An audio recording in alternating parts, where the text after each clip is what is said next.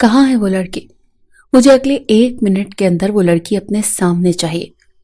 حویلی میں داخل ہوتے ہی وہ پورے روب کے ساتھ چلایا تھا۔ اس کی دھاڑ سے سبھی ملازم سہم چکے تھے۔ کریمہ بائی جلدی سے اپنی چادر سنبھالتے ہوئے آگے بڑھی اور کہنے لگی، چھوٹے صاحب بیٹھیے، میں ابھی اس لڑکی کو لے کر آتی ہوں۔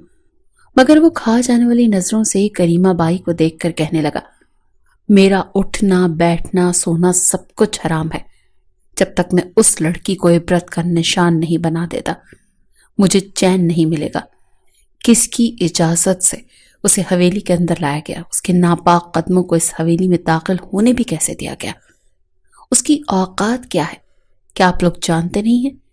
جہاں حویلی کے در و دیوار ابراہیم خانزادہ کی آواز سے کانپ رہے تھے، وہیں وہ نازک اندام لڑکی کمرے کے کونے میں بیٹھی ڈر سے زرد ہو رہی تھی۔ جانتی تھی نیچے اٹھنے والا شور اسی کی وجہ سے ہے۔ آخر اس کی عمر ہی کیا تھی جو پے در پہ تکالیف نے، مصیبتوں نے اس معصوم سی لڑکی کی راہ دیکھ لی تھی۔ وہ روتے ہوئے اٹھی اور راہ فرار تلاش کرنے لگی۔ کمرے کی کھڑکی کھولنے کی کوشش کی مگر بند تھی۔ ایک نظر آس پاس دیکھا۔ اس وقت اسے کوئی بھی ایسا مقام نہیں ملا تھا جہاں پر وہ خود کو چھپا سکتی۔ وہ روتے ہوئے یہی کہہ رہی تھی کہ نہیں، میں کبھی بھی خود کو ابراہیم خانزادہ کے حوالے نہیں کروں گی۔ کچھ دیر پہلے جس قدر سفاکیت سے اسے اس گھر میں لایا گیا تھا وہی ابھی وہ نہیں بھول پائی تھی۔ جب کریمہ بائی نے اشارہ کیا کہ چھوٹے صاحب وہ لڑکی اس کمرے میں ہے، ابراہیم خانزادہ غصے سے لمبے لمبے ڈگ بھرتا کمرے کی طرف گیا تھا۔ دھڑلے سے دروازہ کھولا مگر سامنے پورا کمرہ خالی تھا۔ چاروں اور نظر دوڑانے کے بعد کہنے لگا، کہاں ہے وہ لڑکی؟ یہ کیسا گھٹیا مذاق ہے؟ آپ تو کہہ رہی تھی وہ لڑکی اس کمرے میں ہے۔ کریمہ بائی بھی حیرت کی انگلی دبائے کہنے لگی کہ سچ ہی تو کہا تھا میں نے، اس لڑکی کو خود میں نے اس کمرے میں بند کیا تھا چھوٹے صاحب، اور ابھی آپ نے ہی آ کر یہ دروازہ کھولا۔ یہ سن کر ایک گہری مسکان ابراہیم خانزادہ کے چہرے پر پھیلی۔ اچھا، تو اس لڑکی کو چھپن چھپائی کھیلنے کا بہت شوق ہے۔ میں بھی بہت سے کھیلوں میں ماہر ہوں، شاید یہ لڑکی مجھ سے واقف نہیں ہے کہ میں پھر خود سے ہارنے والوں کا حشر کیا کرتا ہوں۔ یہ کہہ کر ابراہیم خانزادہ دروازے کو اندر سے لاک کر چکا تھا اور باہر سے اپنی روبدار آواز میں کریمہ بائی کو کہنے لگا کہ دروازے کو باہر سے کنڈی لگا دو، جب تک میں نہ کہوں دروازہ باہر سے مت کھولنا۔ کریمہ بائی بھی کانوں کو ہاتھ لگاتے گھبراتے ہوئے کہنے لگی، اب اس لڑکی کا تو اللہ ہی حافظ ہے، پتہ نہیں چھوٹے صاحب اس کے ساتھ کیا سلوک کریں گے۔ ابراہیم خانزادہ نے کمرے میں چاروں اور نظر دوڑائی۔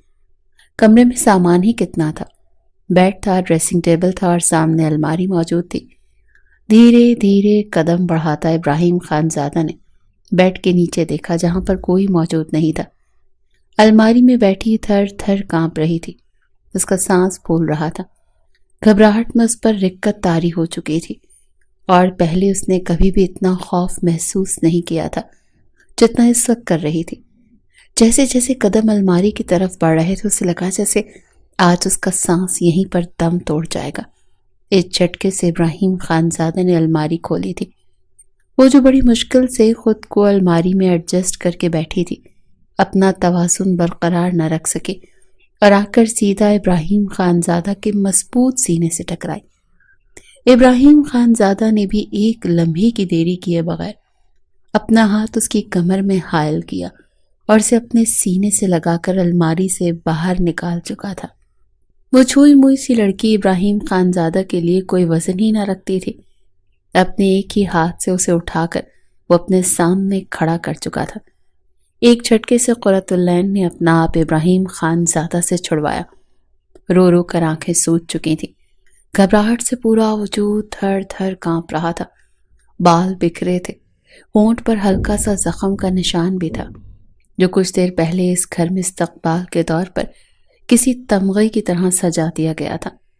ابراہیم خانزادہ نے ایک نظر اس لڑکی کو دیکھا تو جیسے پلکیں جھپکنا بھول سا گیا تھا۔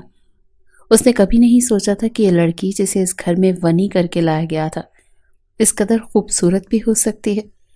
عمر میں اس سے 12 سال چھوٹی تھی مگر اس وقت روتی سسکتی ہوئی اس حالت میں بھی ابراہیم خانزادہ کے دل پر چھریاں چلا رہی تھی۔ گھبراتے ہوئے، سسکتے ہوئے، بڑی مشکل سے ہانپتے ہوئے سانس لے کر قرۃ العین دونوں ہاتھ جوڑ کر کہنے لگی کہ خدا کا واسطہ آپ کو مجھے معاف کر دیں، میں نے کچھ نہیں کیا، مجھے واپس اپنے بابا کے پاس جانے دیں، میں نے آپ کا کچھ نہیں بگاڑا، میرے ساتھ وہ سلوک مت کیجیے گا جو ونی میں آنے والی لڑکیوں کے ساتھ کیا جاتا ہے، میری کوئی غلطی نہیں ہے۔ وہ روتے ہوئے بڑی مشکل سے بول پا رہی تھی، مگر ابراہیم خانزادہ کا سارا غصہ تو جھاگ کی طرح جیسے کہیں بیٹھ ہی چکا تھا۔ اس کی نظریں اس وقت قرۃ العین کے گلابی ہونٹوں پر تھیں، جن پر ہلکا ہلکا زخم کی وجہ سے خون رس رہا تھا۔ ابراہیم خانزادہ نے بغیر بولے قدم اس کی طرف بڑھانا شروع کر دیے۔ جیسے جیسے ابراہیم خانزادہ کے قدم آگے بڑھ رہے تھے، قرۃ العین پیچھے قدم اٹھانے لگی، مسلسل رو رہی تھی، مگر اس وقت ابراہیم خانزادہ تو جیسے اس کی آنکھوں اور سسکیوں پر بہرا ہو چکا تھا۔ پیچھے دیوار لگ گئی اور آگے پتھر، دل ابراہیم خانزادہ، وہ تو جیسے ان کی بیچ میں پھنس کر رہ چکی تھی۔ جب آگے بڑھ کر وہ اس کے اتنے قریب ہو گیا کہ قرۃ العین اس کی سانسوں کو اپنے چہرے پر گرتا ہوا محسوس کرنے لگی۔ اپنے ہاتھ آگے بڑھا کر وہ قرۃ العین کے ہونٹ پر رکھ چکا تھا۔ ہلکا ہلکا رسنے والا خون ابراہیم کے ہاتھ پر لگا۔ قرۃ العین نے سسکی بھری تھی۔ ابراہیم خانزادہ نے وہ خون اپنی انگلیوں میں مسلنے کے بعد کہا کہ ان لبوں کو تو چھو کر میں الگ ہی دنیا کی سرشاری میں ڈوب جانا چاہتا ہوں، لیکن یہ کس کمبخت نے تمہارے ان ہونٹوں کو زخمی کیا ہے؟ بتاؤ مجھے۔ قرۃ العین کو لگا جیسے اس کے جسم سے روح جدا ہو جائے گی۔ یہ کیسا شخص تھا؟ یہ انسان تھا یا کوئی جن تھا جو اس پر مسلط کر دیا گیا تھا؟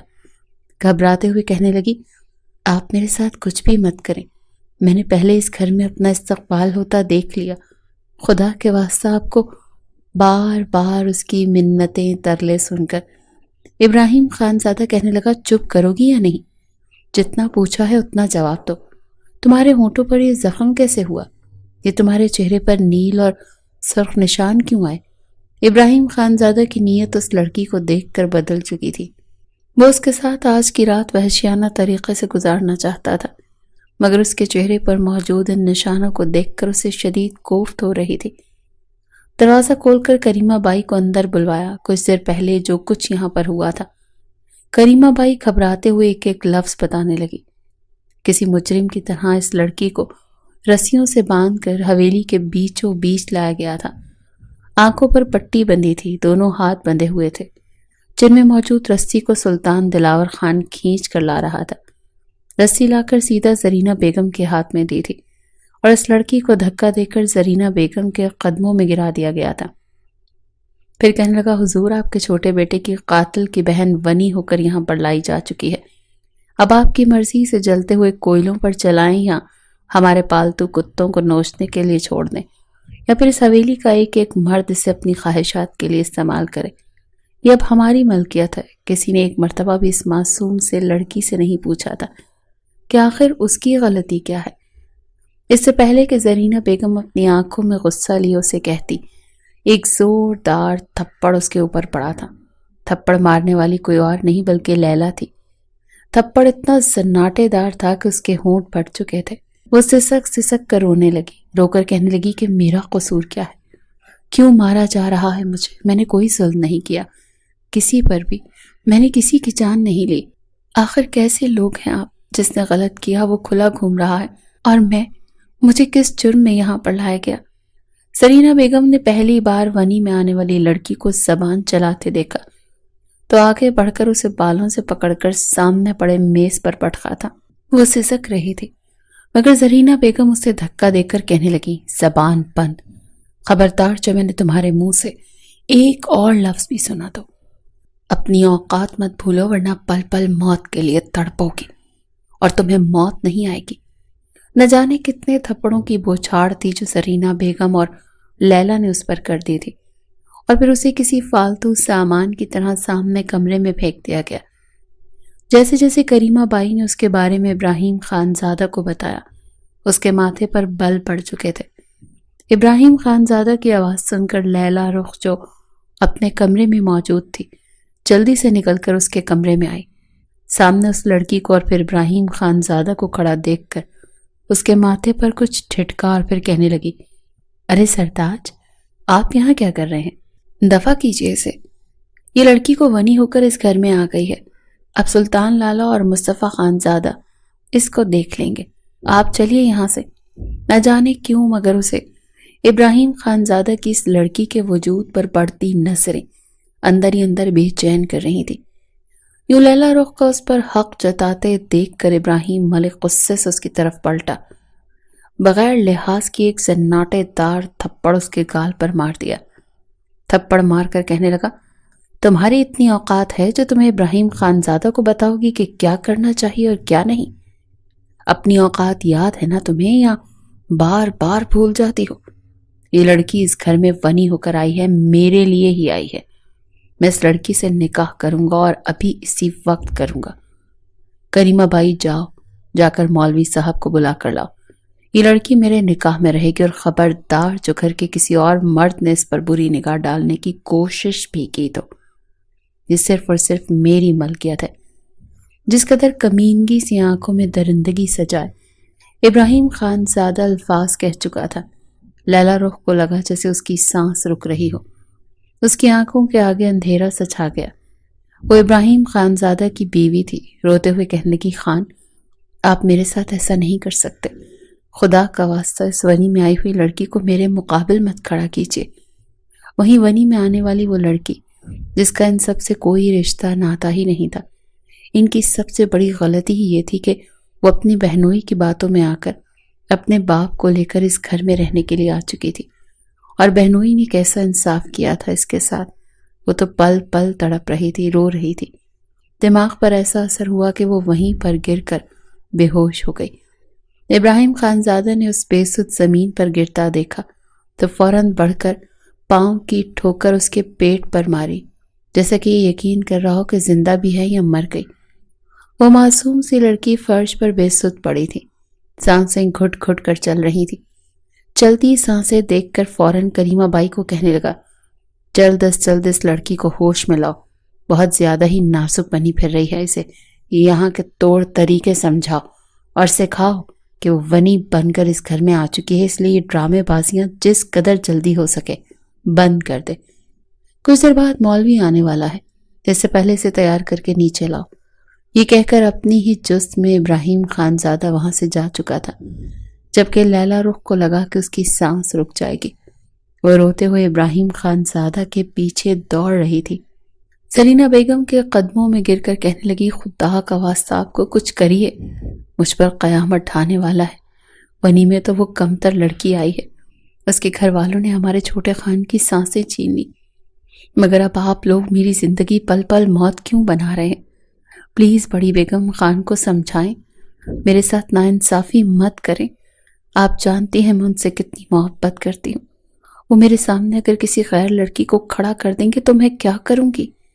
سرینا بیگم نے آنکھوں میں آنے والے آنسوؤں کو پہنچا اور پھر کہنے لگی، تم اس گھر کی خاندانی بہو ہو، اور وہ ونی میں آئی لڑکی سے کوئی تعلق نہیں ہے۔ اس کے ساتھ جو کچھ ہوگا گھر کے مرد بہتر جانتے ہیں۔ تم اسے اپنے پاؤں کی جوتی بنا کر رکھنا، وہ کبھی بھی تمہارے سامنے سر نہیں اٹھا پائے گی۔ مگر لیلا رخ تو یہ سوچ سوچ کر پریشان ہو رہی تھی کہ ابراہیم خانزادہ جس قدر حسن پرست ہے، وہ لڑکی جس قدر خوبصورت ہے، نہ جانے نکاح کے بعد بند کمرے میں کیا کچھ۔ زرینہ بیگم اس کے خدشات جان چکی تھی۔ ایک ہاتھ لیلا رخ کے سر پر رکھ کر پھر کہنے لگی، فکر مت کرو، وہ اس گھر کے مردوں کے لیے صرف کھلونا ہی رہے گی۔ بہتر ہے کہ ابراہیم کو مزید غصہ مت دلاؤ، ورنہ جانتی تو ہو گھر کے ملازموں کے سامنے بھی ذلیل کرنے سے باز نہیں آتا۔ لیلا رخ روتے ہوئے اپنے کمرے میں جا چکی تھی، مگر دل میں اس لڑکی کے لیے نفرت پہلے سے بھی زیادہ بڑھ چکی تھی۔ غصے سے روتے ہوئے کہنے لگی کہ کاش ارباز نہ مرتا، اپنے کرتوتوں کی وجہ سے موت کے گھاٹ اتر گیا، اور اب زندگی میری عذاب بن رہی ہے۔ خود تو ایک دفعہ مر کر منو مٹی تلے دفن ہو گیا، لیکن میرا کیا؟ میں کیسے ابراہیم کو اس لڑکی کے ساتھ ایک رات کے لیے بھیج سکتی ہوں؟ ایک رات تو کیا، نہ جانے کتنی راتیں ابراہیم اس لڑکی کے ساتھ گزارے گا۔ اسے بیوی کا درجہ دے گا؟ ونی سے کب گھر کی مالکن بن جائے گی کسے خبر؟ لیلا رخ یہ سوچ سوچ کر پریشان ہو رہی تھی۔ وہیں بے ہوش لڑکی کو دیکھ کریمہ بائی نے اس کے منہ پر پانی کے چھینٹے مارے۔ سرگوشی نما انداز میں کہنے لگی، پتہ نہیں کس ماں کی یہ حسین لڑکی ہے، کتنی خوبصورت، جیسے اس دنیا کی ہو ہی نہ۔ ارے پیدا ہوتے ہی مر جاتی تو اچھا تھا۔ یہ حویلی کے مکی نہ جانے تمہارے ساتھ کیا سلوک کریں گے۔ کریمہ بائی کی آنکھوں میں بھی آنسو آ چکے تھے۔ 17 سالہ لڑکی سے اسے ہمدردی سی ہو رہی تھی۔ ہوش میں آتے ہی گھبراتے ہوئے قرۃ العین رونے لگی۔ روتے ہوئے کہنے لگی، مجھے کسی سے نکاح نہیں کرنا، مجھے ونی نہیں بننا، لڑائی تو میرے بہنوئی نے کی تھی، قانون اور انصاف کے مطابق تو سزا انہیں ملنی چاہیے تھی، مجھے کس لیے یہاں پر لایا گیا ہے؟ وہ روئے جا رہی تھی مگر کریمہ بائی اس کے سامنے ایک سرخ رنگ کا لباس رکھ کر کہنے لگی، چپ چاپ یہ کپڑے پہن لو، تمہارا ابراہیم خان کے ساتھ نکاح ذرا سی بھی چون چرا کرو گی تو تمہیں نہ جانے کتنی مزید مصیبتیں سہنا پڑیں گی۔ گھبرائے ہوئے انداز میں اینی نے ان کپڑوں کو دیکھا جو اسے اپنے لیے کفن لگ رہا تھا۔ زبردستی ہی صحیح مگر کریمہ بائی اسے دلہن بنا چکی تھی۔ اجڑی ہوئی حالت میں بیٹھی وہ رہ رہ کر اپنے اسے باپ کا خیال آ رہا تھا، جو بستر پر لیٹا شاید اس بات سے بھی انجان تھا کہ اس کی بیٹی نہ جانے کس تکلیف سے گزر کر آج اس نوبت کو پہنچ چکی ہے۔ اگر وہ ہوش و حواس میں ہوتے تو شاید یہ دیکھ کر ہی مر چکے ہوتے۔ قرۃ العین کو بڑی شدت سے وہ وقت یاد آنے لگا جب اس کی زندگی بھی باقی لوگوں کی طرح بے حد خوشحال تھی۔ قرۃ العین کی عمر اس وقت 5 سال تھی جب وہ گھر میں بیٹھی مٹی کے کھلونے بنا رہی تھی کہ اس کے ماں باپ مسکراتے ہوئے گھر میں داخل ہوئے۔ وہ اور اس کی بڑی بہن اندلیب دونوں ہی بھاگ کر ماں باپ کے پاس آئے تھے۔ جب ظفر صاحب نے مسکرا کر اپنی دونوں بیٹیوں کو اپنے سینے سے لگایا اور کہنے لگے، بیٹا، اللہ تعالیٰ نے میری زندگی میں ایک اور نعمت بھیجنے کا فیصلہ کر لیا، تمہارا بہن یا بھائی اس دنیا میں آنے والا ہے۔ یہ سن کر وہ دونوں لڑکیاں ہی خوشی سے چہک اٹھی تھیں۔ اندلیب کہنے لگی، مجھے تو ایک اور بہن ہی چاہیے، یہ اینی کی بچی تو ہر وقت لڑتی جھگڑتی رہتی ہے، اس کے کھلونوں کو ہاتھ لگا لو تو اتنا شور مچاتی ہے، مجھے یہ بالکل بھی پسند نہیں، آپ اسے کسی اور کو دے دیں، مجھے تو بس اپنی نئی بہن ہی چاہیے۔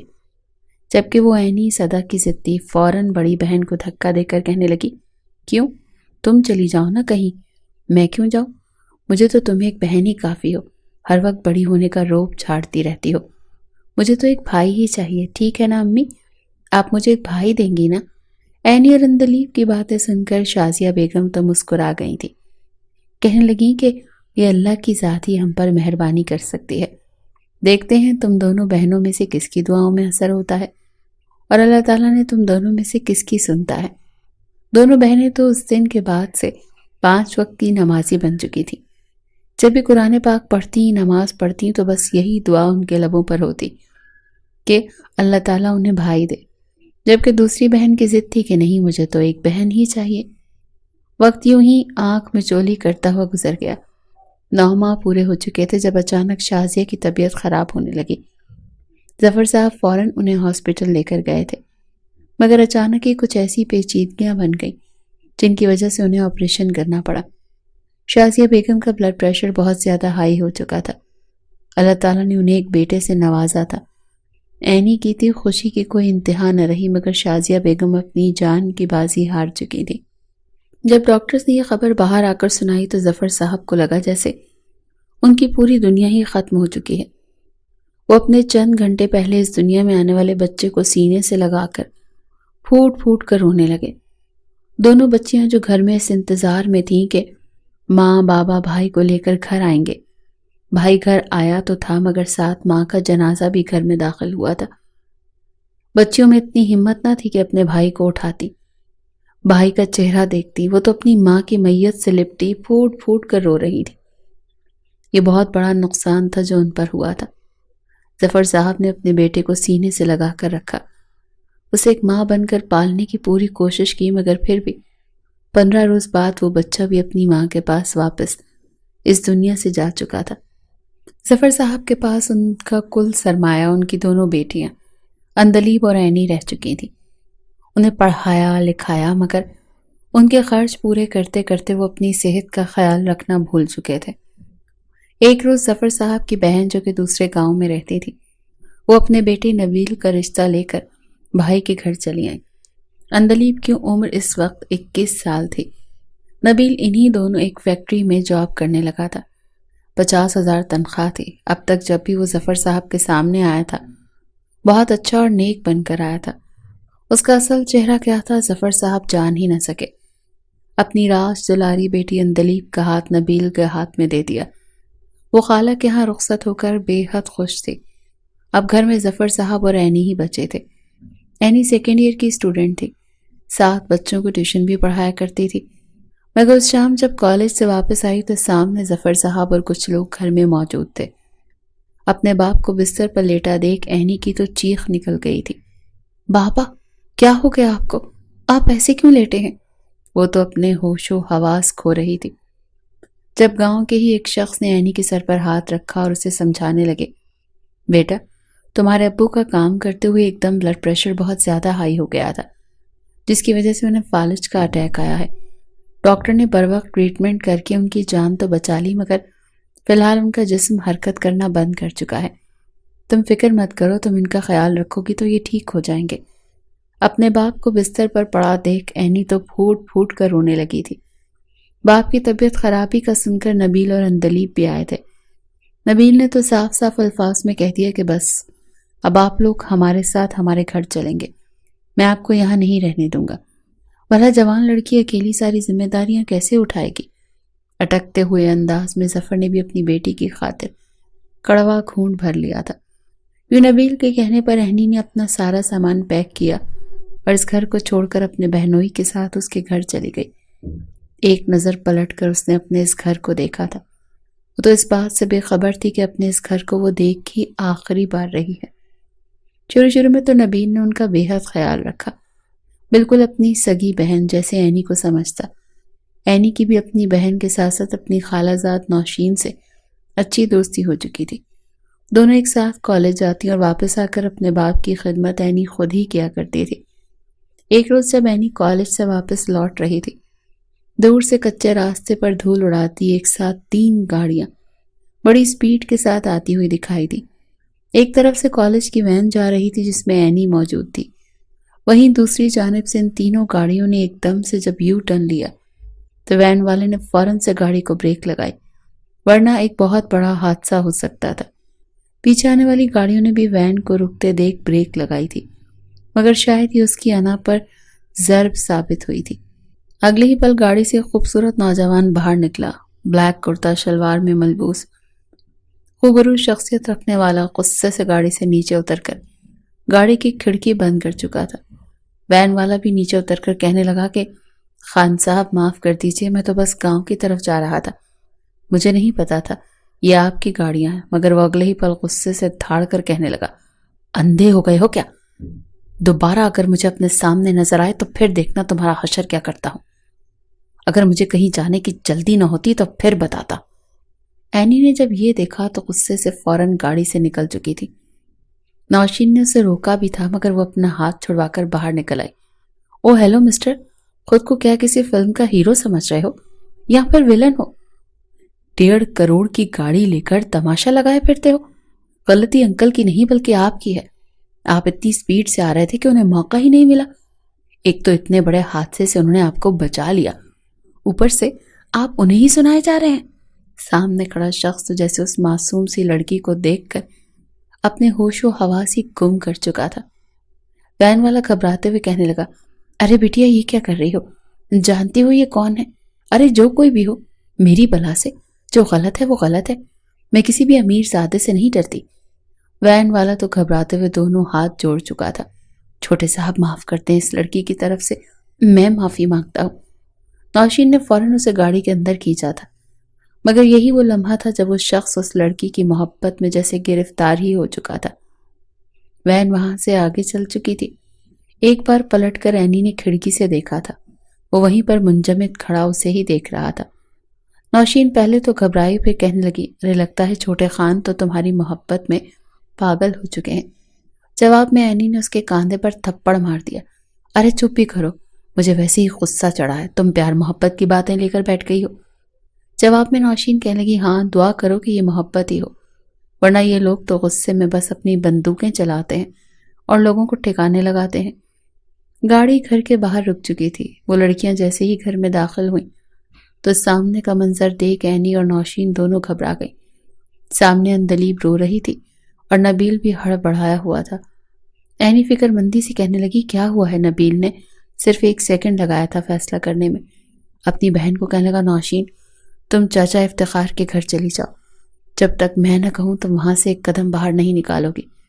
اگر راستے میں کوئی تم سے پوچھے بھی کہ نبیل کون ہے تو کہنا میں اسے نہیں جانتی، جاؤ۔ اس افراتفری کو دیکھ دونوں لڑکیاں سمجھ نہیں پائیں کہ آخر اصل ماجرا کیا ہے۔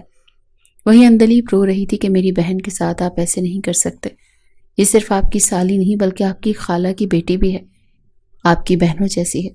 نبیل کہنے لگا ہاں پچھلے کئی مہینوں سے تمہاری بہن اور باپ کا خرچہ اٹھا رہا ہوں، اب ان کا اتنا حق تو بنتا ہے کہ میرے لیے قربانی دے سکے، بدلے میں خالو کا اچھے سے علاج کرواؤں گا، انہیں کسی چیز کی کمی نہیں آنے دوں گا، مگر اسے میرے لیے یہ قربانی دینی ہوگی۔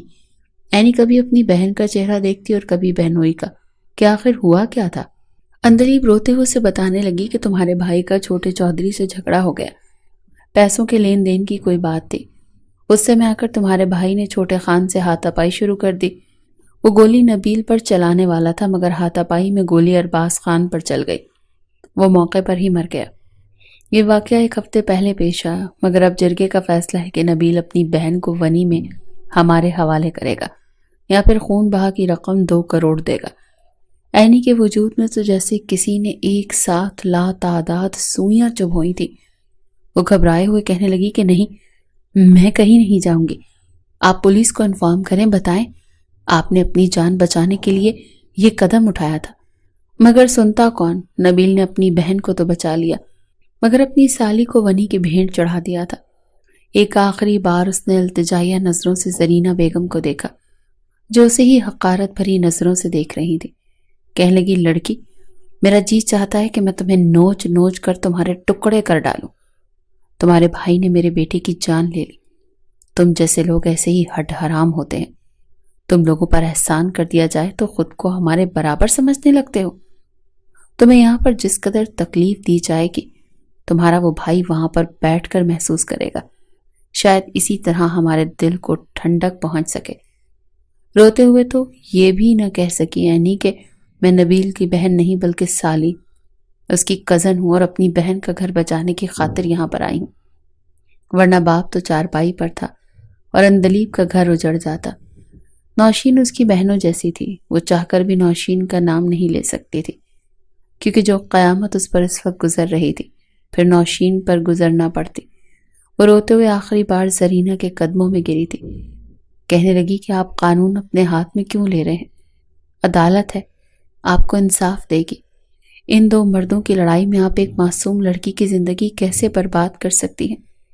آپ کی بھی تو کوئی بیٹی ہوگی۔ ابھی الفاظ اس کی زبان پر آئے ہی تھے کہ ابراہیم اسے بالوں سے پکڑ کر سامنے پٹک چکا تھا۔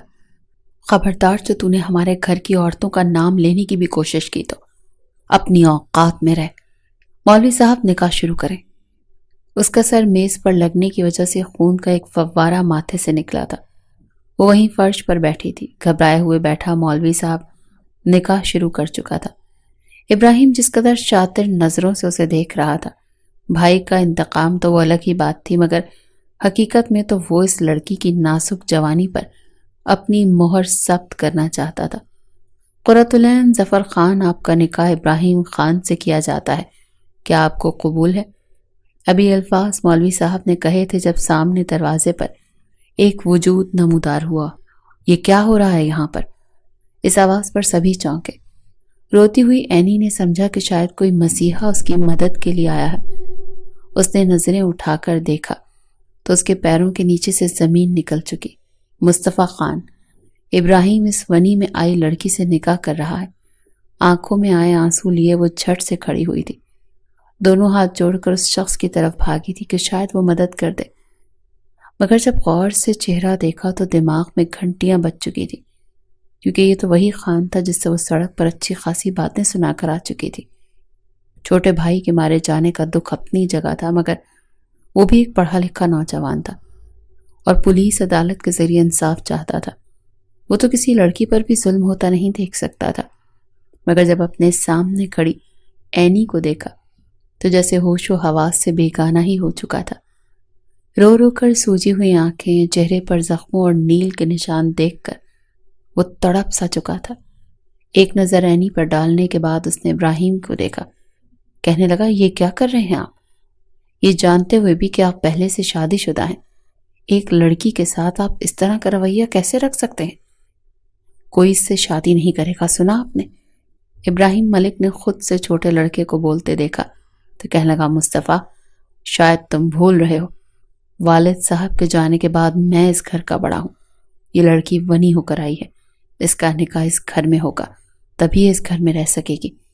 مگر اگلے ہی پل مصطفیٰ نے ایک نظر اس لڑکی کو دیکھنے کے بعد کہا نکاح ہی کرنا ہے نا؟ ونی میں آئی لڑکی کو نکاح کر کے اس گھر میں رکھتے ہیں تو اس کے ساتھ شادی آپ نہیں بلکہ میں کروں گا۔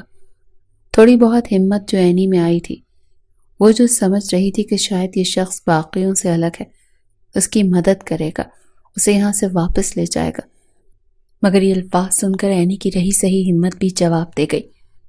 روتے ہوئے چیخ چیخ کر کہنے لگی میں کوئی تم لوگوں کی زر خلید غلام نہیں ہوں، سمجھ کیا رکھا ہے آپ لوگوں نے مجھے؟ کیا آپ لوگوں میں خوف خدا موجود نہیں ہے؟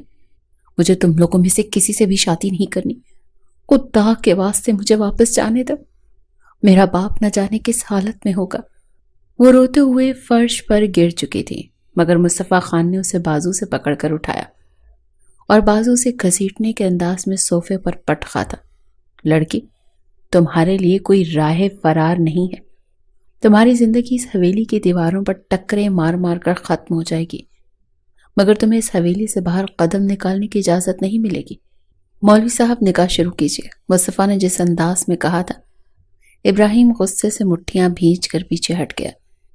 روتی ہوئی اینی نے خود سے 5 سال بڑے مصطفیٰ کو دیکھا، جو نہ جانے اس سے اب کس کس بات کا بدلہ لینے والا تھا۔ اپنی عادات سے تو بے حد سخت مزاج اور ظالم لگ رہا تھا۔ روتے ہوئے اس نے نکاح قبول کر لیا، نکاح نامے پر سائن کیا اور مصطفیٰ خان اپنی جگہ سے اٹھ کھڑا ہوا۔ کریمہ بائی، اس لڑکی کو میرے کمرے میں چھوڑ دیجیے، جب تک میں نہ کہوں کوئی اس لڑکی پر ہاتھ تک نہیں اٹھائے گا۔ یہ کہہ کر فون پر کسی سے بات کرتا مصطفیٰ وہاں سے جا چکا تھا، جبکہ اس لڑکی کو کریمہ بائی مصطفیٰ کے کمرے میں چھوڑ چکی تھی۔ فرش پر بیٹھی وہ سسک سسک کر رو رہی تھی۔ کچھ دیر بعد نہ جانے اس گھر میں کیا ہونے والا تھا۔ آنے والی زندگی بالکل تاریک اندھیروں میں ڈوبی ہوئی تھی۔ لیلا رخ تو خوش تھی کہ ابراہیم کی شادی اس لڑکی سے نہیں ہوئی، مگر ابراہیم خانزادہ کے اندر جھلس رہی آگ کسی طور بھی کم ہونے کا نام نہیں لے رہی تھی۔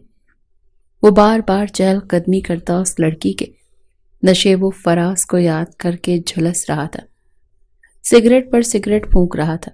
اس نے سوچ رکھا تھا کہ آج کی رات اس لڑکی کی اذیت ناک رات بنا دے گا، اس کی جوانی کو نوچ کھائے گا، پل پل تڑپے گی، روئے گی، سسکے گی، مگر وہ اس کی سسکیوں پر بالکل بھی رحم نہیں کرے گا، اس کے وجود کے ایک ایک حصے پر اپنی مہر ثبت کرے گا۔ مگر اپنی جگہ اپنے بھائی کے نکاح میں دیکھ وہ تڑپ ہی تو چکا تھا۔ رات کے تقریباً 11:15 بج چکے تھے جب نفرت اور بے چینی میں ابراہیم خان اپنے بستر سے اٹھا۔ لیلا رخ اس کے سینے پر سر رکھے سو رہی تھی۔ کچھ دیر پہلے صرف اور صرف لیلا رخ کی خواہش پر ہی اس کے ساتھ ایک حسین رات بتا چکا تھا، مگر اندر موجود بے چینی کم نہیں پڑ رہی تھی۔ وہ شاید اب اینی کو پا کر ہی ختم ہونے والی تھی۔ دھیرے سے لیلا رخ کے پہلو سے نکل کر وہ باہر آیا، آس پاس نظر دوڑا رہا تھا۔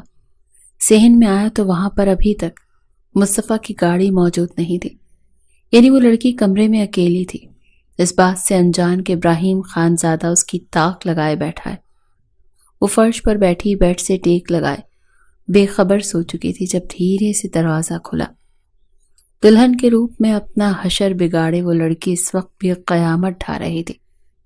ابراہیم خانزادہ دھیرے دھیرے قدم بڑھاتا ہوا اس کے قریب گیا اور گھٹنوں کے بل اس کے پاس بیٹھ گیا اور گہری سانس اس کے چہرے پر خارج کر کے کہنے لگا، قسم سے اس حسن کو میں ایسے تو نہیں چھوڑنے والا۔ نکاح بے شک تمہارا مصطفیٰ سے ہو چکا ہے، مگر تم اس حویلی کے ہر مرد کے بستر کی زینت بنو گی۔ یہ کہہ کر اس نے اپنی انگلی اس کے ہونٹوں پر پھیرنا شروع کر دی جس پر زخم تھا۔ اپنے چہرے پر کسی کا لمس محسوس کر کے وہ ایک دم گڑبڑا کر اٹھی تھی، مگر اس سے پہلے کہ عینی کے لبوں سے چیخ نکلتی ابراہیم نے اس کا منہ دبوچ لیا تھا۔ ذرا سی آواز مت نکالنا ورنہ تمہاری چیخیں پوری حویلی سنے گی۔ وہ اپنے سامنے اس جانور کو دیکھ کر گھبرا چکی تھی، فوراً پیچھے ہٹی، اٹھنے لگی، مگر وہ پوری طرح اسے اپنے حصار میں لے چکا تھا۔ ابراہیم خان زادہ اس کا منہ دبوچ کر دوسرے ہاتھ سے بازو مروڑتے اسے دیوار سے لگا چکا تھا۔ کیا سمجھ رہی تھی؟ میری شدتوں سے بچ جاؤ گی؟ بالکل نہیں۔ اپنے بھائی کی موت کا بدلہ تو الگ بات ہے، میں تو تمہارے حسن کو دیکھ کر ہی دیوانہ ہو چکا ہوں، ایسے تو نہیں چھوڑوں گا۔ عینی پوری کوشش کر رہی تھی خود کو چھڑوانے کی، مگر وہ اس کے مزید قریب آتا اپنا چہرہ اس کی گردن کی طرف لے آیا تھا۔ روتے ہوئے اس نے پوری کوشش کی تھی کہ یہ شخص اس سے دور ہو سکے۔ جب تھوڑا سا دروازہ کھلا، مصطفیٰ خانزادہ سامنے کھڑا تھا۔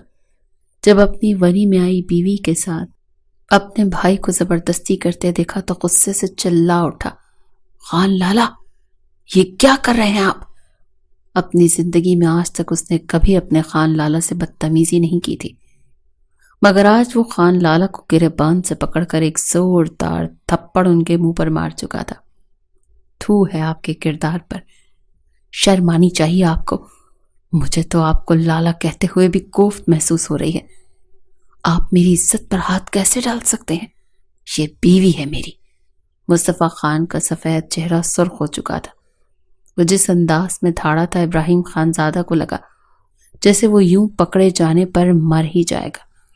اگلے پل کہنے لگا، ہوش میں آؤ، بھائی ہوں میں تمہارا، باپ کی طرح پالا ہے میں نے تمہیں۔ یہ لڑکی اس گھر کے ہر مرد کے بستر کی زینت بننے کے لیے آئی ہے، یہ ونی ہو کر آئی ہے۔ مزید کچھ ابراہیم خان زادہ کہتا مصطفیٰ چلا اٹھا تھا، چپ، بالکل چپ، خبردار جو یہ گندے الفاظ آپ نے اس معصوم باکردار لڑکی کے لیے استعمال بھی کیے تو۔ گھبرائی ہوئی عینی دیوار سے لگی رو رہی تھی، کانپ رہی تھی۔ گھر کے سبھی افراد جاگ کر وہاں پر آ چکے تھے۔ زرینہ بیگم نے تو دونوں بیٹوں کو آ کر چھڑوایا تھا، سلطان خان نے بھی الٹا مصطفیٰ کو ہی ڈانٹا تھا۔ کریمہ بائی کو کہنے لگے، پکڑو اس لڑکی کو اور لے جاؤ جانوروں کے باڑے میں، یہ لڑکی اس حویلی میں نہیں رہے گی۔ عینی گھبرائے ہوئے انداز میں مصطفیٰ کا بازو پکڑ چکی تھی۔ جو بھی تھا، جیسا بھی تھا، مگر اسے اس وقت مصطفیٰ ہی اپنا مسیحا لگ رہا تھا۔ مگر سلطان خان کے قہر کے آگے مصطفیٰ کو بھی خاموش ہونا پڑا۔ وہ ابراہیم خان سے بڑا تھا، مگر گھر کے فیصلوں کی ذمہ داری اس نے ابراہیم خان کو ہی دے رکھی تھی۔ باہر کے معاملات وہی سنبھالا کرتا تھا۔ گھبرائی ہوئی عینی کو وہ اس کمرے سے جانے تو نہیں دینا چاہتا تھا، مگر سلطان خان کے کہنے پر اس نے اپنا ہاتھ عینی سے چھڑوا لیا تھا۔ کریمہ بائی اسے حویلی کے سامنے موجود باڑے میں چھوڑ آئی تھی۔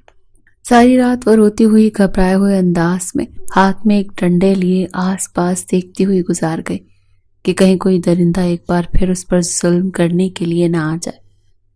اگلی صبح اس کی زندگی کی انتہائی ہولناک صبح تھی۔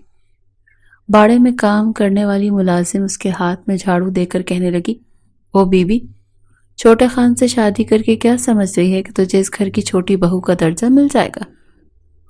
ارے نہیں، بالکل نہیں، چل اٹھا جھاڑو اور صاف صفائی کر۔ خان بیگم نے تو صاف صاف الفاظ میں کہہ دیا ہے کہ کل ونی میں ہو کر آنے والی لڑکی تم نوکروں کی بھی نوکرانی ہے، اس کا جیسا مرضی استعمال کرو، کوئی تم لوگوں کو روکنے ٹوکنے والا نہیں۔ کل رات جو تماشا تم نے حویلی میں لگوایا ہے نا، ایک ایک بات کا حساب لیا جائے گا تم سے۔ عینی گھبرا چکی تھی۔ چپ چاپ کریمہ بائی جیسے جیسے اس پر حکم چلا رہی تھی وہ صاف صفائی کر رہی تھی۔ پورے باڑے کی جھاڑو لگانے کے بعد اسے وہ ایک طرف لے آئی اور کچرا اٹھانے لگی۔ عینی کے ہاتھوں میں چھالے بن چکے تھے، ساری رات جاگ کے رہنے کی وجہ سے اس کا وجود درد کر رہا تھا۔ بخار میں بھی وہ تڑپ رہی تھی، مگر یہ احساس کسے تھا؟ دل ہی دل میں کہہ رہی تھی کہ میں کبھی بھی آپ کو معاف نہیں کروں گی نبیل بھائی۔ اپنے ہاتھوں سے اٹھنے والے چھالوں پر ایک نظر ڈال کر جیسے اس نے کچری کی طرف ہاتھ بڑھائے کہ اگلے ہی پل باڑے میں مصطفیٰ خان زادہ داخل ہوا، جو کب سے حویلی سے اس لڑکی کو کام کرتے ہوئے دیکھ رہا تھا۔ اسے تو وہ پہلی ہی نظر میں شوخ، چنچل اور پر اعتماد لڑکی کے طور پر بھائی تھی، مگر یہ حویلی اور اس حویلی کے اصول اسے اندر تک توڑ چکے تھے۔ ارباز خان اپنی غلطی کی وجہ سے مارا گیا تھا، یہ بات اس حویلی کا ہر شخص جانتا تھا، مگر جان بوجھ کر اپنا پیسہ اور حکمرانی اور تانا تو اس گھر کے لوگوں کا شیوا تھا۔ جیسے ہی وہ باڑے میں داخل ہوا تو فوراً سر جھکا کر نوکرانی سلام کرنے لگی۔ مصطفیٰ کی طرف دیکھے بغیر جیسے ہی اس نے کچری کی طرف ہاتھ بڑھایا تو مصطفیٰ نے اسے تھام لیا، کہنے لگا، یہ کیا کر رہی ہو تم؟ ہاتھ صاف کرو اپنے۔ جواب میں وہ گھبراتے ہوئے کہنے لگی کہ اس گھر کے مردوں کے ہاتھ کا کھلونا بننے سے تو بہتر ہے کہ میں یہ سارے کام کر لوں۔ نہ کرتا گناہ کی سزا مل رہی ہے تو کم از کم میری عزت تو محفوظ رہے۔ جو حالت اس کی ہو رہی تھی، مصطفیٰ نے اپنی انگلیاں اس کے ماتھے پر رکھ دی۔ بخار میں تپتا وجود دیکھ کر وہ کہنے لگا، چلو میرے ساتھ، تمہیں تو تیز بخار ہو رہا ہے، چلو میں تمہیں ڈاکٹر کے پاس لے کر چلتا ہوں۔ اینی انکار کرنے لگی، کہنے لگی، میری دوا صرف میرے بابا ہیں، آپ مجھے میرے بابا کے پاس لے جائیں۔ مگر مصطفیٰ اس کا ہاتھ پکڑے ہوئے اسے اپنے ساتھ گاڑی میں بٹھا چکا تھا۔ نوکرانی سارا ماجرا دیکھنے کے بعد سیدھا حویلی کے اندر بھاگی تھی۔ غضب ہو گیا خان بیگم، غضب ہو گیا، یہ تو حویلی کے نسل در نسل چلے آ رہے دستور ہی بدل گئے۔ نوکرانی نے جب لگائی بجائی کرنا شروع کی تو زرینہ بیگم، جو ابھی ابھی اٹھ کر اپنے کمرے سے باہر آئی تھی، اس نوکرانی کو دیکھ کر کہنے لگی، کیا غضب ہو گیا، اب کیا قیامت آ گئی؟ ایک تو جب سے یہ لڑکی اس گھر میں آئی ہے ہم پر تو بس قیامتیں ہی ٹوٹ رہی ہیں، اب کیا ہو گیا؟ وہ نوکرانی کہنے لگی، آج تک اس خاندان میں ونی ہو کر آنے والیوں کے ساتھ کیسا سلوک برتا گیا، وہ کسی سے بھی ڈھکا چھپا نہیں ہے۔ ارے پہلے زمانے میں تو ونی میں آنے والی لڑکیوں کو چنوا دیا جاتا تھا، مگر یہ کیسی لڑکی ہے، کل نکاح ہوا اور آج چھوٹے خان اسے اپنے ساتھ گاڑی میں بٹھا کر بڑے ہسپتال لے کر گئے ہیں۔ ہلکا سا بخار ہی تو ہوا تھا، ابھی تو اس نے یہاں پر بڑی تکلیفیں سہنی تھی۔ ارے ناس مٹی اس ظالم کی، جس نے ہمارے چھوٹے خان ارباز بابا کو کتنی بے رحمی سے مار دیا، اور یہاں ہمارے چھوٹے خان ہیں جن کو اپنے بھائی کی موت کی پرواہ ہی نہیں اور اس لڑکی کو لے کر گھوم رہے ہیں۔ زرینہ بیگم تو غصے سے بفر اٹھی تھی۔ لیلا رخ کہنے لگی، مجھے تو لگتا ہے مصطفیٰ کے دل میں پہلے اس لڑکی کے لیے کچھ تھا، تبھی وہ اس کا اتنا خیال کر رہا ہے۔ زرینہ بیگم غصے سے اپنے ہاتھ بھیج چکی تھی۔ وہ ہاسپٹل پہنچ چکے تھے۔ ڈاکٹر نے دوا دینے کے بعد کچھ دیر وہیں پر اینی کو آرام کرنے کو کہا۔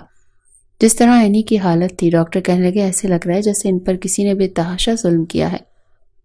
ڈاکٹر نے اینی کو سکون کے انجیکشن لگا دیا تھا، وہ وہیں پر سو چکی تھی، اپنے دونوں ہاتھ پس پشت باندھے۔ مصطفیٰ خان زادہ کتنی دیر اس لڑکی کو دیکھتا رہا، جیسے جیسے وہ اس کے سراپے پر اپنا دھیان کر رہا تھا۔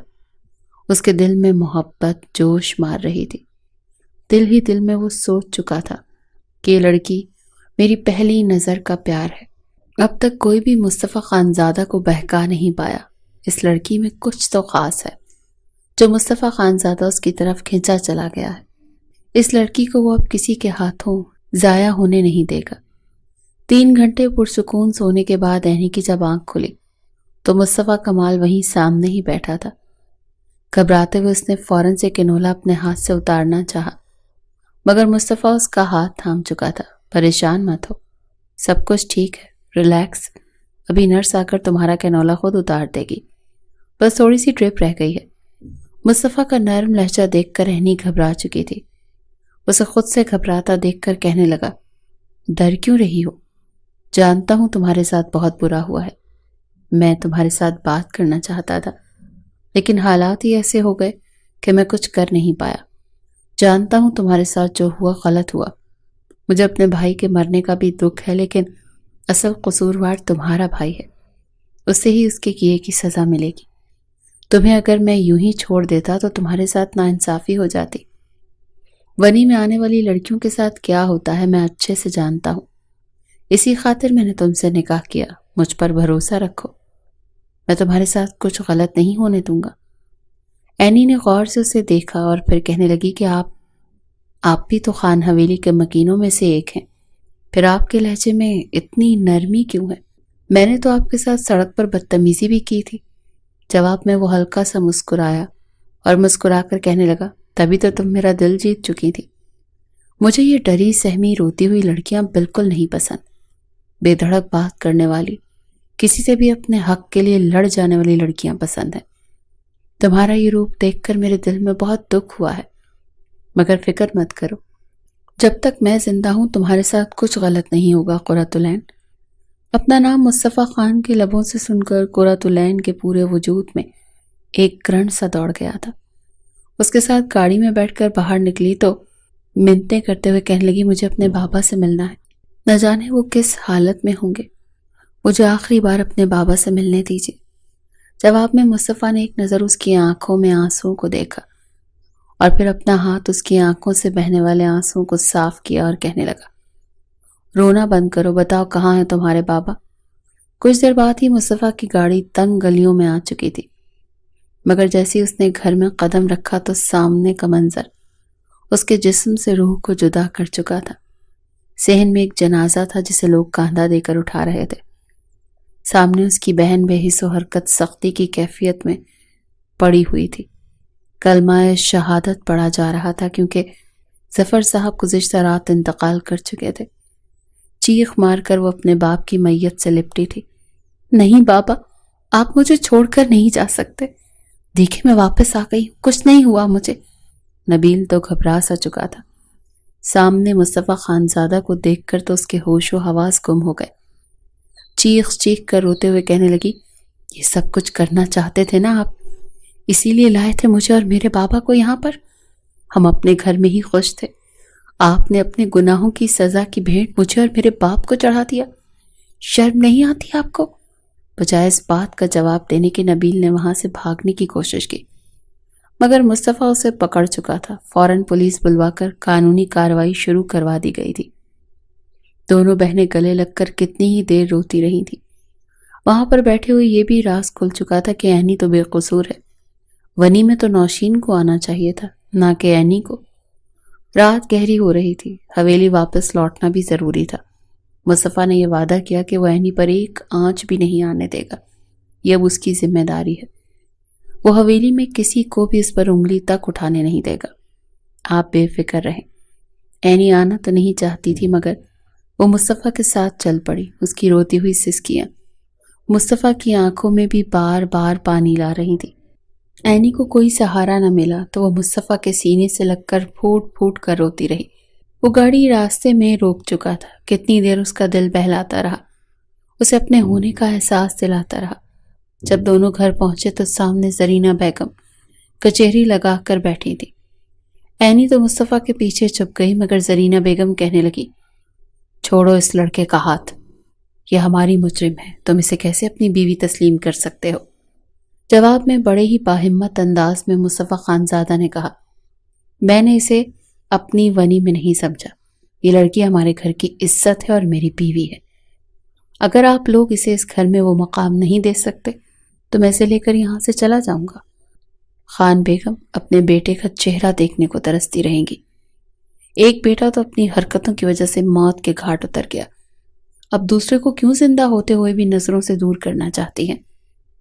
یہ ہم سب ہی لوگ جانتے ہیں کہ ارباز خان مجبور لوگوں کو قرض دے کر پھر بندوق کی نوک سے سود سمیت نکلوایا کرتا تھا۔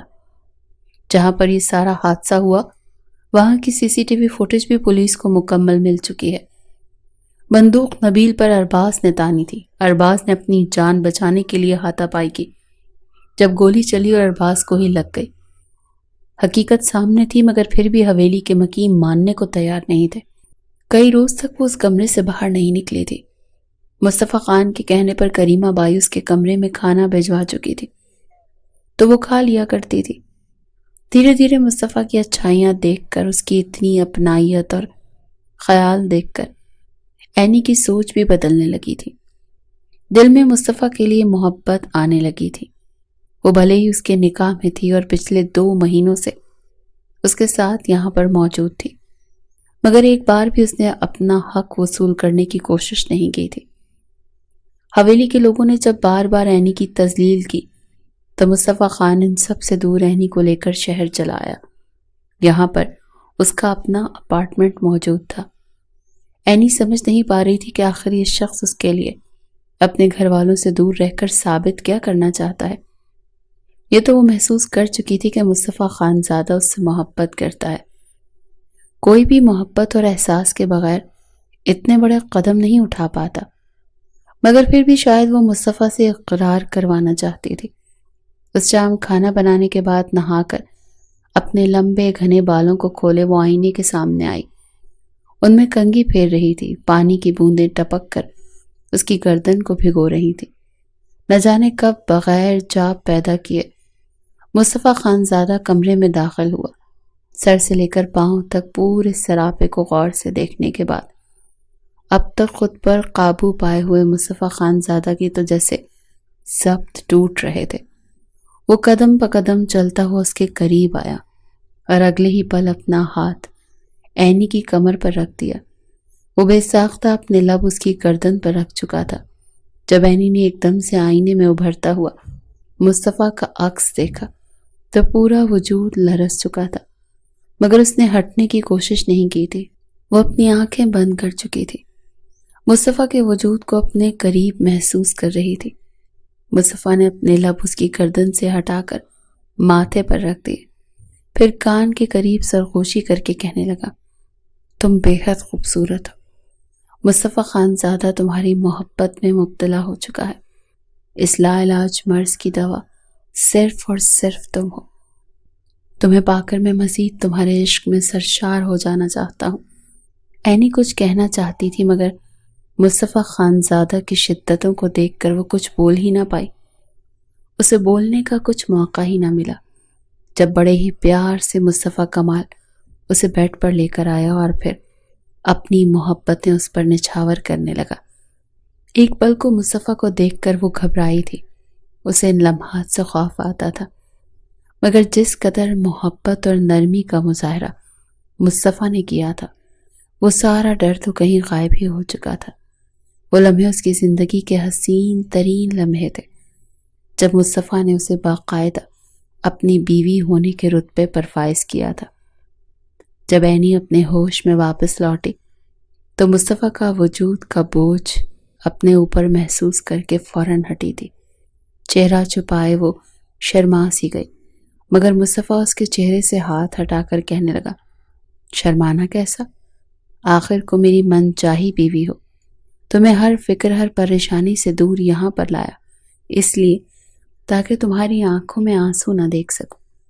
خانزادہ مکینوں کی وجہ سے جس خوف میں جس ڈپریشن میں تم مبتلا ہو میں تمہیں اس سے نکالنا چاہتا ہوں۔ اپنا مقام پہچانو، اپنے اصل روپ میں واپس آؤ، بالکل ہٹلر بن کر، تاکہ دوبارہ ہم ایک ساتھ واپس اس حویلی میں جا سکیں۔ عینی کے چہرے پر مسکراہٹ پھیل چکی تھی۔ تمام ثبوتوں اور گواہوں کے بعد نبیل بھی جیل سے چھوٹ چکا تھا۔ خانزادہ خاندان پہلی بار حقیقت کو مد نظر رکھتے ہوئے اپنی شکست قبول کرنے پر مجبور ہو چکا تھا۔ نبیل بے حد شرمندہ تھا۔ جیسے تیسے ڈھونڈتے ہوئے وہ عینی تک پہنچا تھا، ہاتھ جوڑ کر روتے ہوئے معافی مانگی تھی کہ مجھے معاف کر دو، میں نے تمہارے ساتھ غلط کیا۔ اگر مصطفیٰ خان نہ ہوتا تو نہ جانے آج تم کیسے کیسے بھیڑیوں کے ہتھے چڑھ چکی ہوتی۔ صرف اور صرف اپنی بہن کی خاطر اور اس پورے حادثے میں مصطفیٰ خان کے مل جانے پر وہ اپنی بہنوئی کو معاف کر چکی تھی، مگر اس شرط پر کہ وہ اس کی بہن کو خوش رکھے گا، آنکھ میں آنسو نہیں آنے دے گا۔ بار بار زرینہ بیگم اسے واپس گھر آنے کو کہہ رہی تھی، مگر مصطفیٰ خان کا کہنا تھا کہ میں تبھی آؤں گا جب میری بیوی کو اس گھر میں وہی عزت ملے گی جو لیلا رخ کو ملتی ہے۔ مجبوراً بیٹے کی خاطر انہیں ماننا پڑا۔ اس شام ایک شاندار دعوت کا اہتمام کیا گیا تھا۔ جب قرۃ العین مصطفیٰ خان زادہ کے ساتھ اس کا بازو تھامے گھر میں داخل ہوئی تھی، گھر کے مکینوں کے لیے اسے اپنی بہو تسلیم کرنا مشکل تھا، مگر یہ تمام لہجے اور انداز قرۃ العین کا برے نہیں لگ رہے تھے۔ وہ بالکل مصطفیٰ خان زادہ کی پرچھائی لگ رہی تھی۔ آج تک مصطفیٰ خان زادہ کے سامنے زرینہ بیگم کی بھی نہیں چلی تھی۔ بھلا اس کی بیوی پر کیسے کوئی اپنی من مرضی چلا سکتا تھا؟ دونوں واپس اس گھر میں آ چکے تھے۔ دھیرے دھیرے زرینہ بیگم کا رویہ بھی اس کے ساتھ ٹھیک ہو گیا، جیسے جیسے وہ حقیقت سے آشنا ہوئی۔ وہ دن ان کی زندگی کا سب سے حسین ترین دن تھا جب قرۃ العین نے خوشی سے گہری سانس خارج کی تھی۔ مصطفیٰ خان زادہ نے ایک نظر اسے دیکھنے کے بعد کہا کہ آج تو ہماری بیوی قیامت ٹھا رہی ہیں۔ اپنی چھوٹی نازک سی بیوی کے ساتھ کیا آج کی رات تھوڑی شرارت کر لیں؟ اس نے عینی کے بالوں کو اپنی انگلیوں پر گھماتے ہوئے کہا تو عینی فوراً شرما سی گئی، جھٹ سے کہنے لگی بالکل بھی نہیں، دن بہ دن آپ کی شرارتیں بڑھتی جا رہی ہیں۔ چپ چاپ بیڈ کی دوسری طرف جا کر سو جائیے، اگر مجھے تنگ کیا تو میں اٹھ کر صوفے پر سو جاؤں گی۔ جواب میں وہ اسے اپنی باہوں میں اٹھا چکا تھا۔ کہنے لگا کہ بمشکل 50 کلو کا تو وزن ہے آپ کا، اور چلیے مجھ سے خود کو چھڑوانے۔ ارے تمہیں تو ناز کرنا چاہیے اپنی قسمت پر، کتنا رومانٹک شوہر ملا ہے۔ یہ کہہ کر وہ اپنی بڑی ہوئی شیو اس کے گال پر رگڑ چکا تھا۔ وہ سسک کر فوراً خود کو چھڑانے لگی، مگر اندر ہی اندر مسکرا بھی رہی تھی۔ اسے مصطفیٰ کی شرارتیں تو اچھی لگتی تھی۔ دل ہی دل میں یہ دعا کرنے لگی کہ بس اس کی زندگی یوں ہی خوشیوں سے بھری گزر جائے۔ اگر اس گھر میں مصطفیٰ خان زادہ نہ ہوتا تو، یا وہ بھی خاندان کے باقی مردوں جیسے ہوتا تو، نہ جانے آج قرۃ العین کس حال میں ہوتی۔